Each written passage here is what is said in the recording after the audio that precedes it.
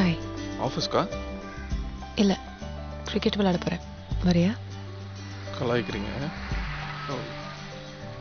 You hot? அப்படியா?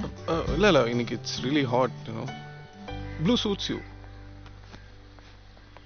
என்ன அங்கே பார்த்துட்டே வரீங்க?